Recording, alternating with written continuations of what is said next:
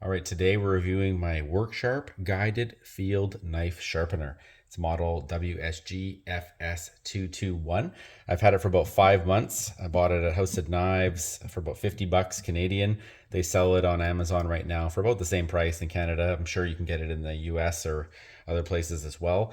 It's a great little sharpener. It has two diamond plates. It's a coarse side, which is about 220 grit, a fine side, which is about 600 grit, and they're removable plates. You can see here, you just magnetically remove them, so easy. It's got a little storage compartment on the side with the instruction manual. I've had that in there this whole time. I don't think I've opened it. The fine side has little templates, kind of like notches for arrowhead broadheads for tightening. And yeah, easily replaceable. I think the House of Knives Canada sells each of these for about $8. You can get a set for 15 or something like that. I've heard that there's other ones you can get that are even higher, I guess higher grit for being more fine than this. So overall, there's some options here. And of course, they have a desktop or a bench version of this tool as well. It's a bit bigger. You can see here on the scale, that's backwards. It is about, that's a little shy 7 inches, maybe 6 3/4 inches. Centimeters, if you're into that sort of thing, is about 17, give or take. So pretty compact overall. You can see here in my hand, it's good. Important to note, this is a used tool. Again, 5 months old. I own this. I bought it. I use it all the time. I keep my knife sharpened. I'm very happy with it, and it feels like it's going to continue to serve me for some time based on the quality of the tool. Overall, it's great. I'd like to show you how it works a little bit. Again, I have my Kershaw Iridium knife. It's in D2 steel. Nice Duralock on that. I've done a review video on this already, so take a look at that. I'm not going to show you how to maintain this using just going through every step blindly. I'm not going to put it through the coarse side. The knife edge is already pretty good on this. It'd be silly to just take it back to coarse. So I'll just do a couple passes on the fine just to show you the general idea. So it's got a 20-inch guide on all 4 sides. It actually advertises as having 20s and 25s.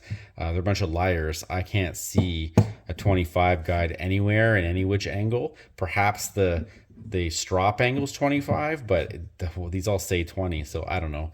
But here we are. So you put it on the guide and you just run the blade along the length of the diamond. So I immediately have an issue with it. That's good. Real world, here we are. Trying to do this on camera is also tricky because I can't really see it as well as I normally would, and it's a bit distracting.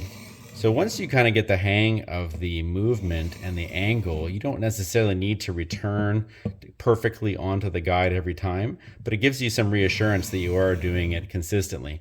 Of course, once you've got that, you can go to the other side and you just work your way back toward yourself. And it does a little bit of a technique to maybe the turn or the angle of your wrist. But again, the guide at least gets you started with the correct angle, and then you can decide from there how you want to run the blade across, keeping it parallel and consistent. Beyond that, you get yourself done on your passes. I would say you're probably going to want to do like 10 on each side on the coarse and 10 on each side on the fine normally.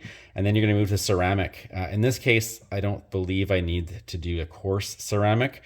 I'll just show you the fine. I'm not going to be using the smaller rod because that's for serrations, but using this here, again, there's a guide right there.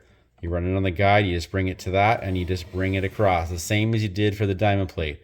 You can get yourself comfortable with the edge that's there and slide. You don't need a lot of pressure. It's very easy. It's more of a consistent art than it is actual reworking of the blade. So again, you bring this along here. And I'm probably just twisting my wrist ever so slightly, trying to make sure that I get there. The actual stud on the blade here, it keeps hitting the top. So yes, it is a great tool, but there is some amount of common sense that goes into lining things up and getting it to work just right.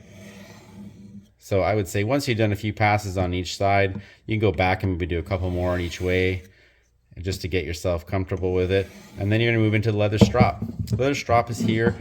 So it goes backwards across the strop. Again, there's a guide here. I'll try to show you this all the way.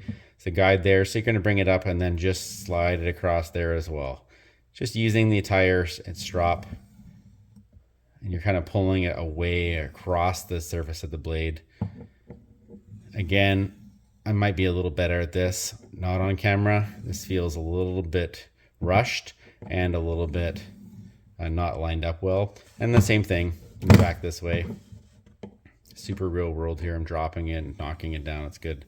So the only thing I'd say negative about this tool is that the strop is exposed, and you can even see here I'm like knocking it over and it's like tipping on the side. If this was out in like some campground and I knocked it into the sand or the dirt, that would not be ideal for running my blade across it right after.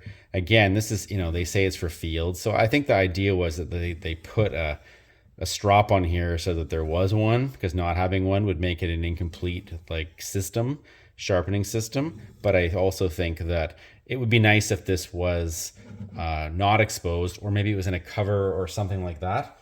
So I just kind of wiped it off there just so you could see. Certainly not perfectly clean, but you get an idea here. This is a very sharp. I'm gonna try something here, just right here. Let's see if I can cut myself. So we're definitely getting hair and things, and I can't really see what I'm doing. You get the general idea. It's razor sharp. It's cutting my hair without any issues at all. And overall, it works good. So I would say this is definitely something I'd recommend to anyone who wants something for in the field, in a backpack, in their car. Maybe you're going camping. It also works on a bench as well. There's nothing saying you couldn't sharpen, you know, 10 knives a day on this if you wanted to, but you may find yourself tiring out these plates a little bit for that kind of use. But generally speaking, if you're doing your own personal everyday carry knives and maybe the odd kitchen knife, this is going to be an excellent option for you, and I would recommend it.